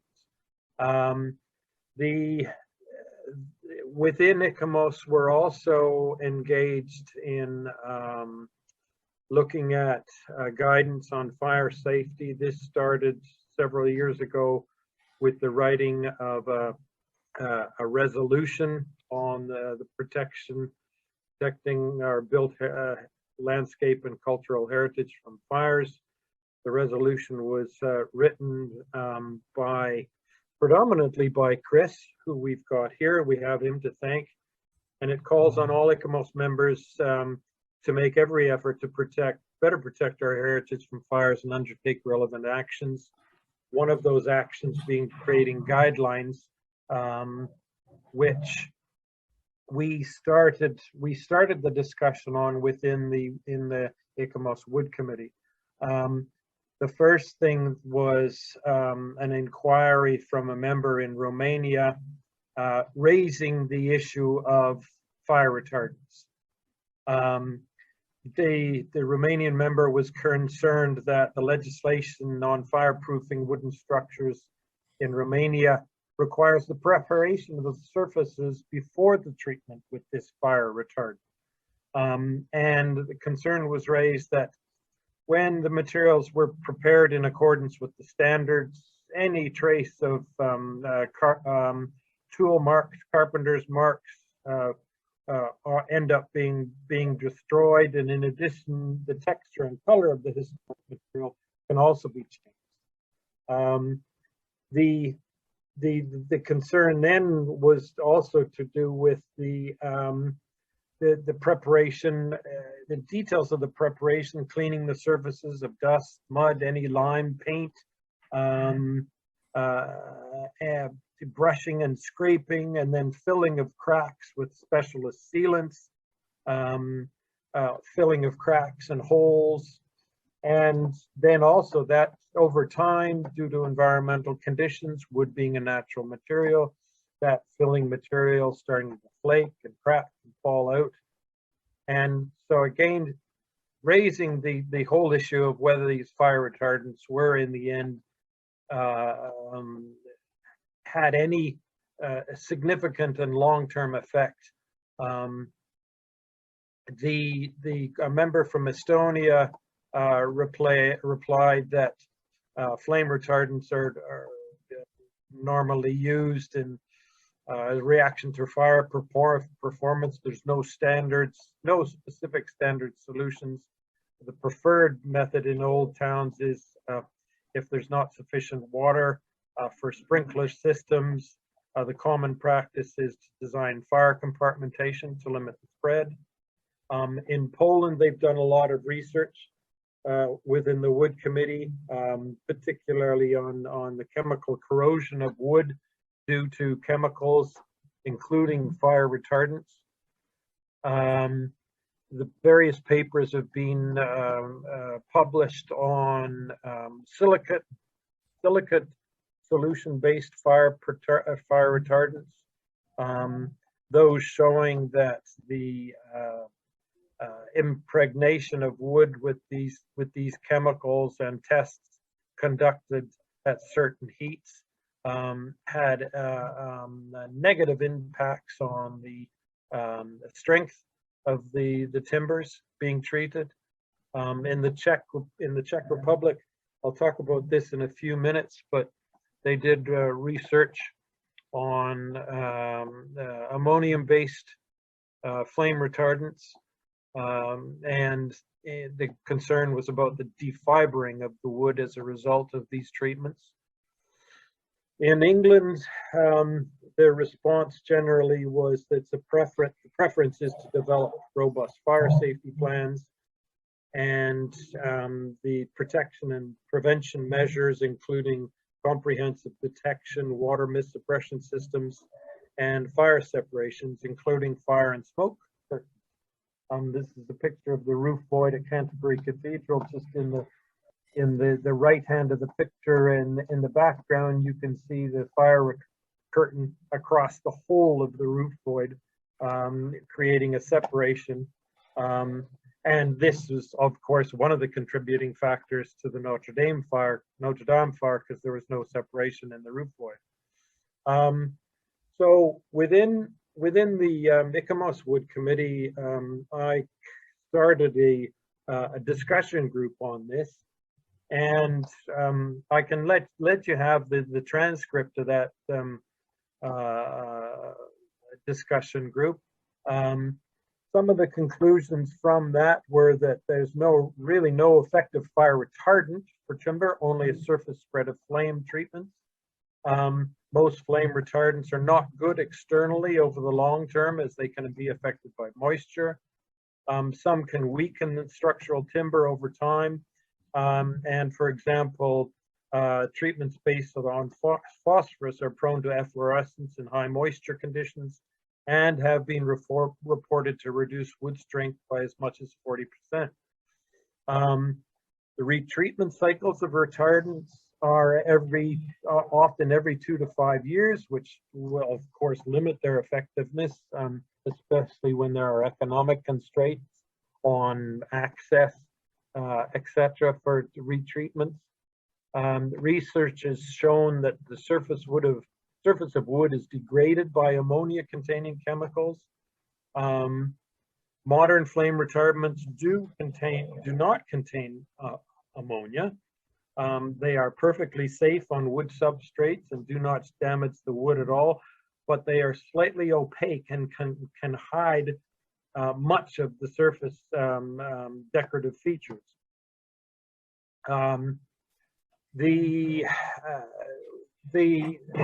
Also, the discussion group turned up various research papers, as I said. This is a paper by the Institute of Chemical Technology in Prague. some of the and they were testing ammonium-based fire retardants. Some of the results included that chemicals can induce chemical reaction that cause damage to the wood polymer. Among such chemicals are ammonium sulfate. Such treatments cause damage to the surface of historic wood, seen as a release of loose wood fibers called defibering. Examination under electron microscopy revealed that both cellulose and lignin are damaged by the chemical reactions, and oxidation of lignin appears to be the major mechanism of wood defibering. This may also explain why current remedial application of a neutralizing solution is inefficient. In Poland, wood committee members carried out research on this particular castle and the historic timbers in the roof areas, and recording instances of chemical corrosion of timber as a result of chemical treatments, wood preservative, fire retardants included. Another picture of the chemical corrosion, picture of the timber samples that were that removed. Some of it just fell away in their hands.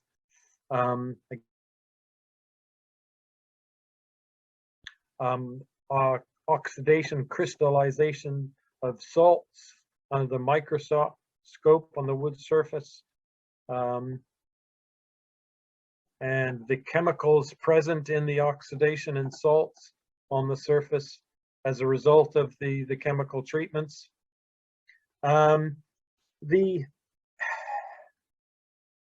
Then to finish off, again, I would go back and mention the ICOMOS principles for the conservation of wooden built heritage. The principles are now in 13 languages, but not in Ukraine yet.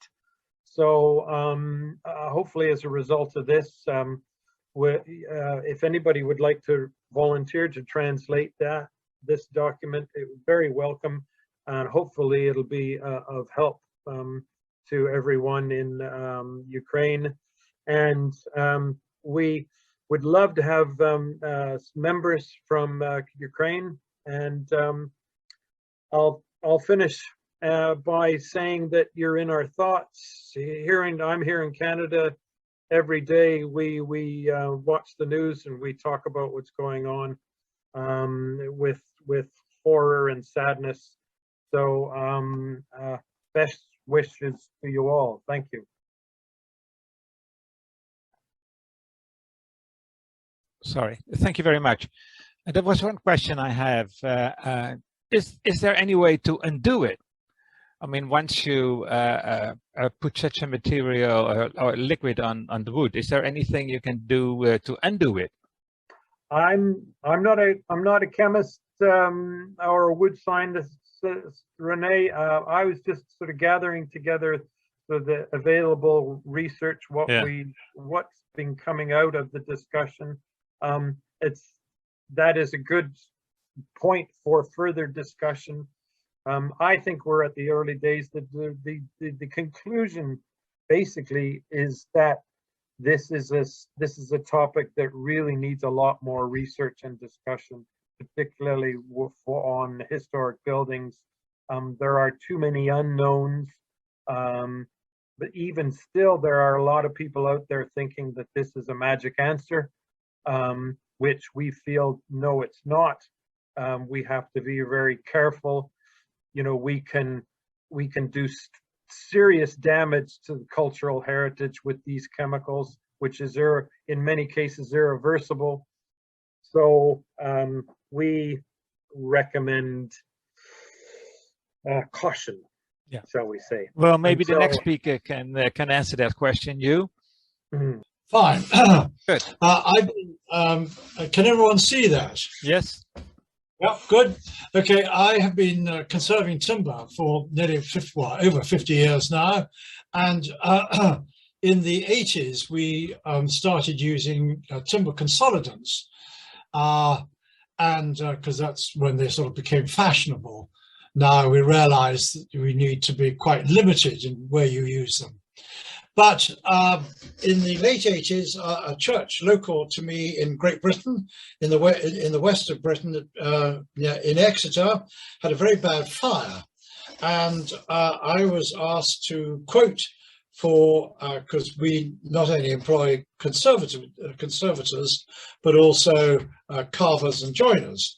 And we were asked to quote for carving 180 new roof bosses, and this is a picture of one of the burnt roof bosses from the roof of this particular church. And as you can see, the first thing is it's obviously horrible because it's black and it's burnt, but actually the carving is all still there.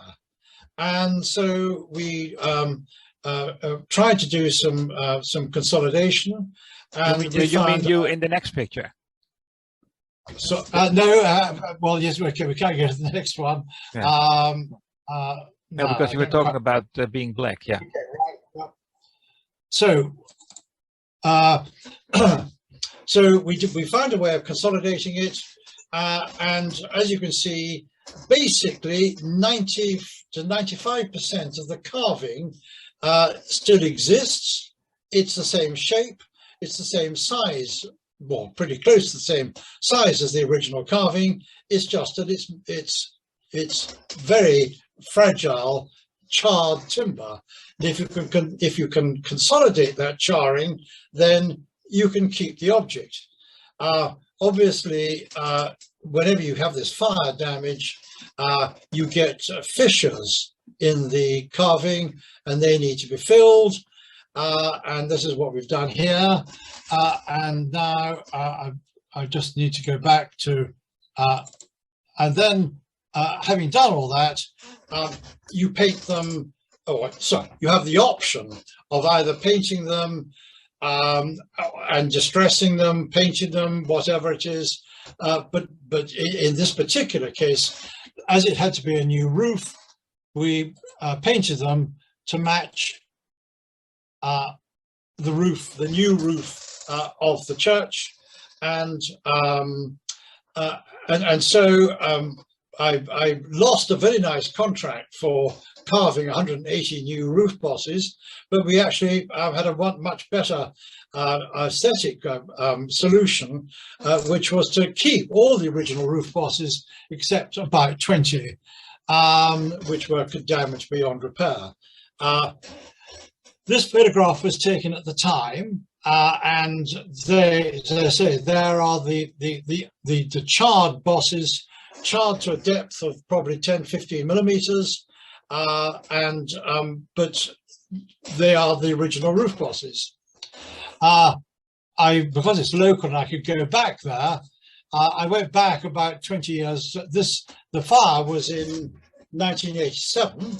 And I went back about 20, 25, 30 years later, 20 years later, and took another photograph. And both the bosses and the angels on the wall plate there have both been consolidated. And as you can see, they still look, and they still appear to be structurally sound. And as I say, they are the original material, which is very heartwarming that we're able to save them all. So basically, what I'm saying is that, awful though it is when these fires happen, there are certain objects, as Nina, I think, was talking about, when you have sort of reridoses or altarpieces, which are really special, and they look completely unrepairable because they are just literally charred timber. Actually, you can do something about it. And another example, in the Middle Temple, which is one of the places where we have the barristers have their offices in central London, and in the one and only office in the Middle Temple, which has Grinning Gibbons carvings. Grinning Gibbons, of course, is a very famous carver who worked in the UK in the late 17th century. And this particular room, as you can see, was completely burnt out. And a close up. There again is the carving of these two cherubs' heads with wings, and you can see the typical Grinling Gibbons style foliage of wheat and fruit. Basically, it's all there, but it's charred timber, not the original timber. So again, what we did was consolidate. There's a detail of having put the consolidant in, as you see, I mean, the sculpture is there, but admittedly it is fissured. This clients in this case wanted it sort of put back to as near original as possible. And here is a repair, which here's the consolidated timber, and then there's a new piece of carving carefully let in, which so we've kept all the original woodwork that's there, and this is just a piece that's been let in to make up that particular piece. And in the end, there's the completed carving. It may you may have sort of queries about this particular thing, system, but I mean, basically that is Grinling Gibbons' work. I mean, I can't, it's sort of, it's almost like faking it, but it's not. But it's, if, you know, in circumstances, this system can be seen to work. And when, a couple of years ago, we were sent a crucifix from a school chapel, and it was a Roman Catholic school, and the crucifix was a very important item to them, and they very much wanted to keep it. And so they sent it to us. That is about half a meter to a meter high. And again, we consolidated it. We did nothing else at all. We left it as it was, and that is the finished piece. It was then displayed in a glass case, and everyone was very happy to have got their crucifix back. As far as architectural work is concerned, timber work, this is a staircase of the early 17th century in a house in northern England near Derby, and one particular bit of this staircase had been covered in very soon after the staircase was made, within 20-30 years, because the new owner didn't like the fact that the staircase was open and there were kitchens down below, and he wanted to box it all in so that the bedroom, which is on this floor here, was isolated from the floor below. So this is lath and plaster that was put on the staircase to cover it in, this bit, one particular bit. The fire obviously came and revealed the original work underneath. And interestingly, there are the original 17th century slats from which the staircase, the balustrading is made. Fascinatingly, you can see that they are untreated, unstained, but that is as they were put in 1673. And so once again, we did the same thing to the surrounding woodwork, and again, and painted it and grained it. And there is the staircase with, these are the original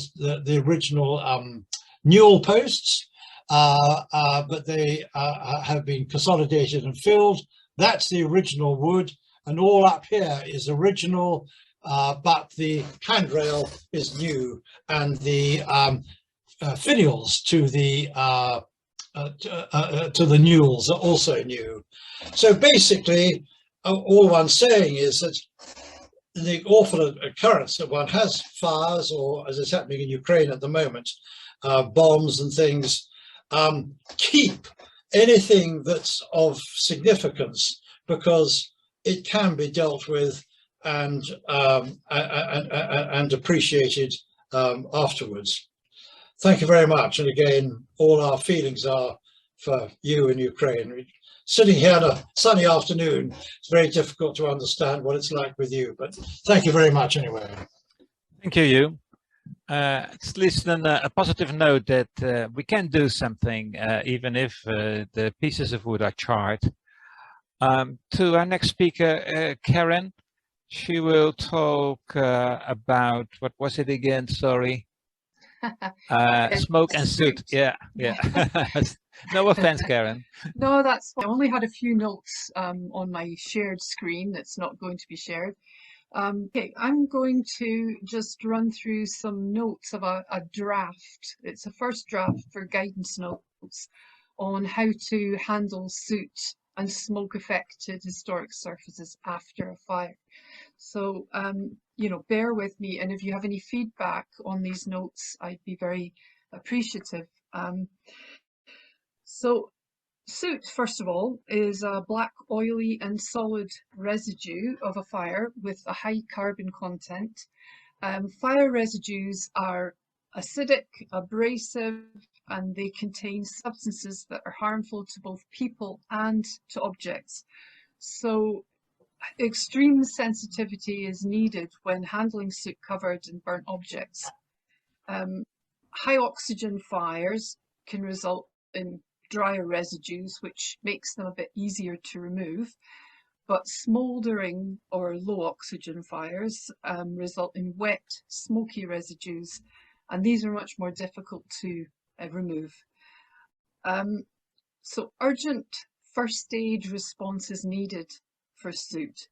It becomes increasingly bonded to surfaces and much more difficult to remove over time, and this can lead to secondary damage.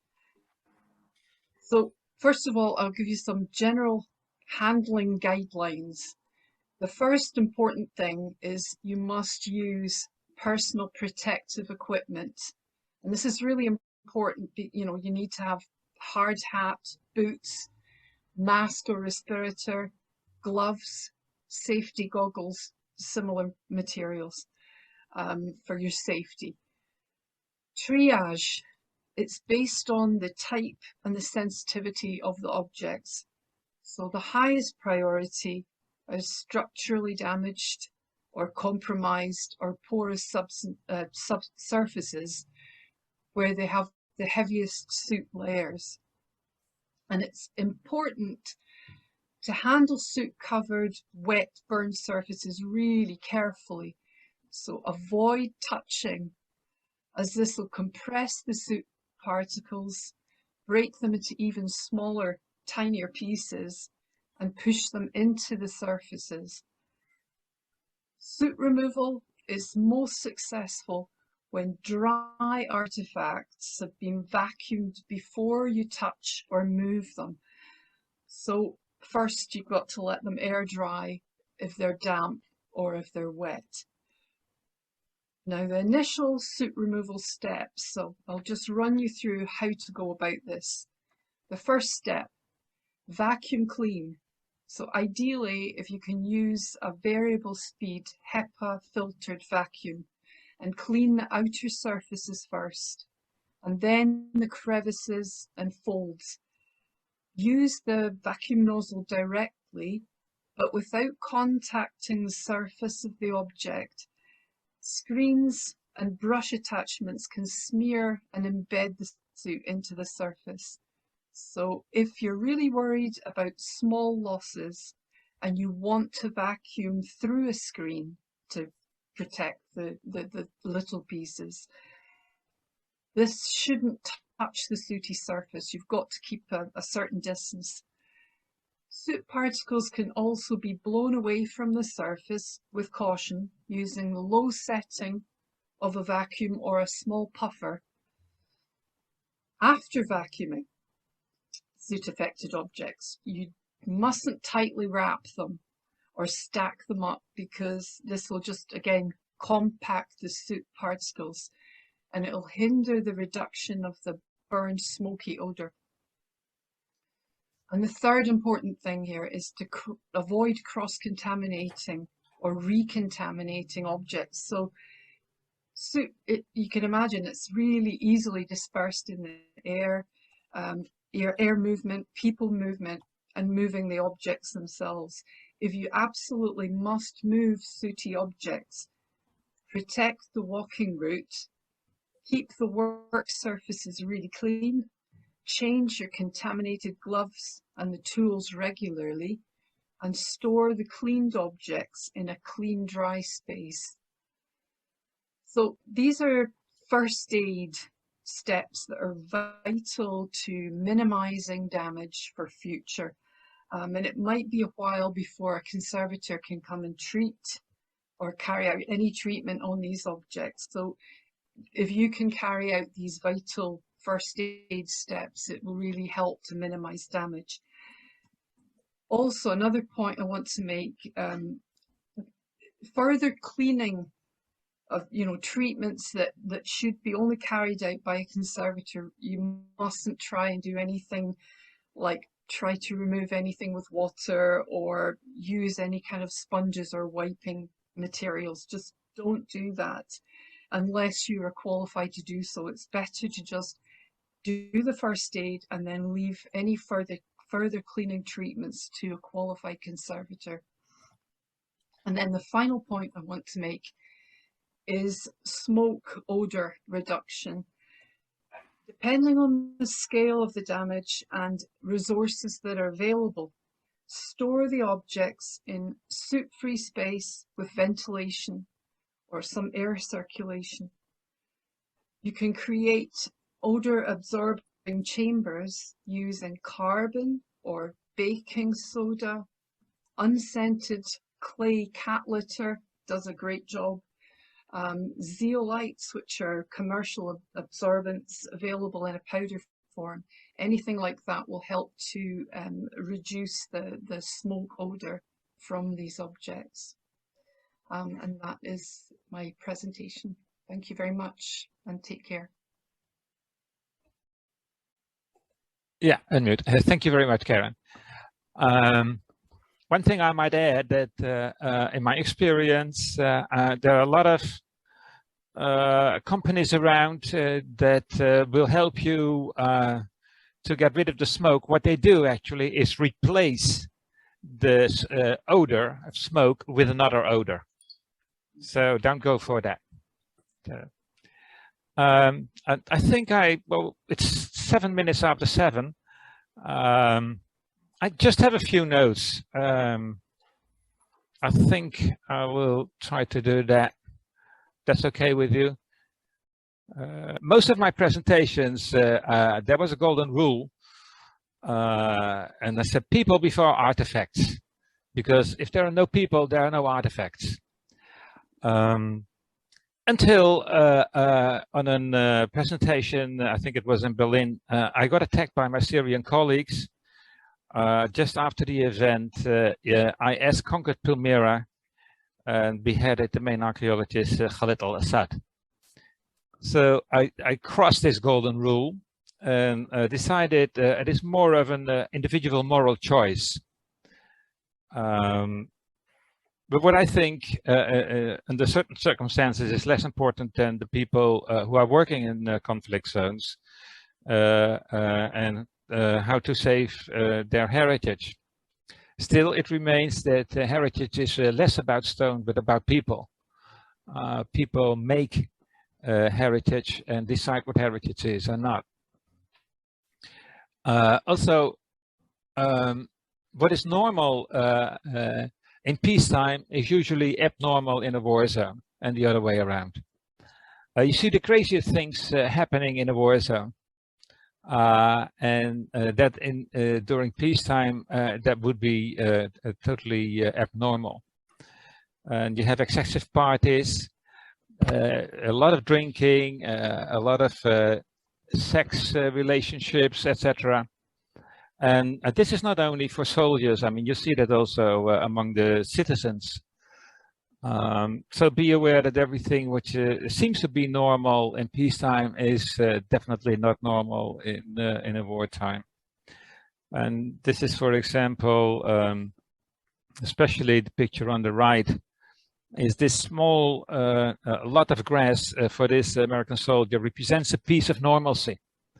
So people do all kinds of things to try to hold on to normalcy, and sometimes with a lot of humor as well. Okay. Now this is the guy who, you know what I said, he tries to get back to a little bit of normalcy in totally abnormal times. So yeah, the rest is text. War is genderized. Yeah, war is genderized. It will affect the most weakest under us: women, children, the sick, the elderly, the handicapped, etc. And you will find that the domestic violence and the sex abuse will rise during war, not just in Ukraine, because we have numbers on that, but all over the place where there is a war. Also, men see death as the absence of life, while women care less about death. Their goal is to provide food for the family, a roof over the head, education for the children, and a job for the husbands. So they have a different attitude towards life and death in wartime. Also, from our experience, is that women and also youngsters, we've seen that in Beirut after the blast, they are more active and resilient in wartime, and men tend to retreat, unfortunately. Now, we're talking about sexual abuse. This is what I found on a website for the Ukraine. Yeah, the important thing is, of course, to seek help, which I think get help for sexual abuse and domestic violence. And it's important for our jobs, because there are usually more women working in the heritage sector than men. And it is the duty of the heritage organizations to take care of their people, and also in this effect. The next thing is to be aware of explosives. We've seen in the former Yugoslavian wars that there were very tricky things going on, especially booby traps in children's toys, for example, a tricycle. Watch out for tripwires. We know that the Russian forces put mines on top of the buildings. So yeah, so before entering a building, you know, be aware of that. And this is perhaps the most important thing of post-trauma stress syndrome. You know, as a soldier, you need to have a buddy in the wartime, and he watches over you, whether you lose it or not, on what kind of stress you get, and you discuss it with him. But the officers are responsible for that. Now, that's the same in daily life in a wartime too. You have to watch each other, because many people just lose it. And actually, the refugees in the Netherlands, 23,000 Ukrainians, get offered psychological help here in the Netherlands. So I know Ukrainian society is different organized than in the Netherlands, but don't be ashamed if you have signs of excessive drinking, aggression, trembling, and all those other signs of PTSS or other traumatic experiences. So let's hope that you don't have to experience that a lot. Thank you.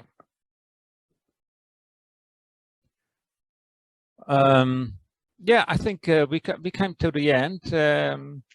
I don't know whether there are many more questions. Nina is leaving the meeting, I see here.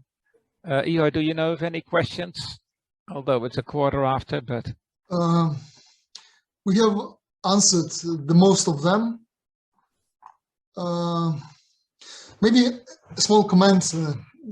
First of all, thank you so much to your expertise, to the speakers, first of all, and as René planned, we will prepare and translate into Ukrainian the guidelines for fire protection, and it will be great maybe to include some of the issues we discussed today for some practical things, because we talked a lot about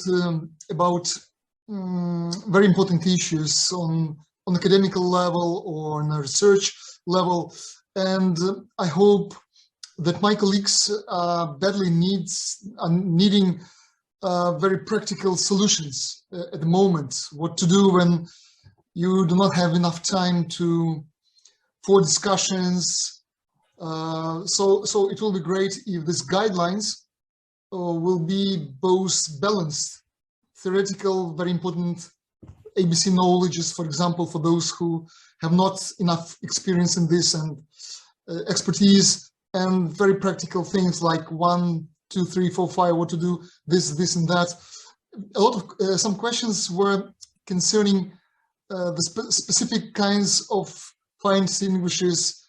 What are the main criteria to select? We discussed it in general, and there are no so simple answers, of course, but maybe we can include in the guidance very simple half of a page, for example, certifications, or not only for what kind of usage, but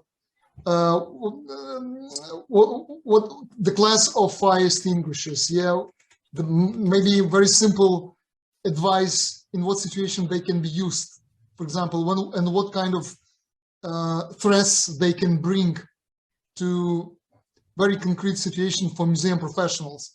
For example, building not only, for example, fighting the fire in the building, because buildings are so different.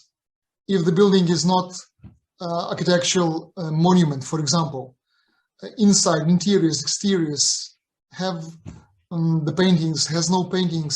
Also, there was a question concerning the digital collection and equipment, what to do with, if you protect the special rooms with servers, which keep digital collections, what to do in these situations. So maybe if it is possible to include into this guidance, which our initiative will be so glad to translate and to design, and maybe to add some pictures for easy perception and usage.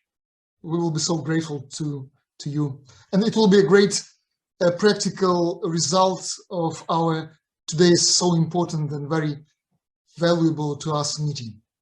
Thank you. Okay, thank you, Jo. Maybe we can communicate later on that, set out the questions to all the present presenters. Yeah, there are also from Econ, the conservation, coming out 2 notes. We have to still discuss on that, maybe use it as an addition or separately, but we have to discuss that. And they're also on firefighting, and there's a decision tree in it, and that I like very much. This guide and also the setup of this workshop was only for buildings and not inside buildings, except for, maybe some things that were attached to the buildings, wall paintings or whatever. We had a discussion on iconostasis offline, a discussion of evacuating the church treasures and dismantling the iconostasis. The conclusion was very clear. People need a church. People need the paraphernalia and the religious objects to celebrate that. So there was among the, you can correct me, Ihor, if I'm wrong, but there was a clear understanding on the Ukrainian side is that the people were not ready to dismantle iconostasis because of the fact that they want to keep their religious services. Actually, that's also my experience with Islam. People need a place to go, and We did it also in Haiti, as actually the Prince Clausen did. It was the only organization that restored an voodoo temple place, a sacred place, after an earthquake. Anyway, yes, Esper? Rene, yeah, I just would like to address to all our Ukrainian colleagues, if they need any advice or any immersion advice, I put my email and also the WhatsApp number, so we are available to any direct advice. We all with you, we support you, we stand for Ukraine, and yeah, we hope this meeting, it will be also a first training, and we hope in the future we will be doing more also capacity building on heritage protection for our Ukrainian colleagues. Thank you very much to all of Okay. you. We will try to use as much as possible also photos for the guidelines. So we will integrate as well more photos and more information on the guidelines. So Eeyore, maybe later next week we can talk to see how we can organize guidelines. Okay. Well, thank you very much, everybody, on different parts of the world. Thank you very much. Thank you so much for standing with Ukraine. Thank you. Thank you very much. Thank you. Bye-bye. Bye-bye. Take care.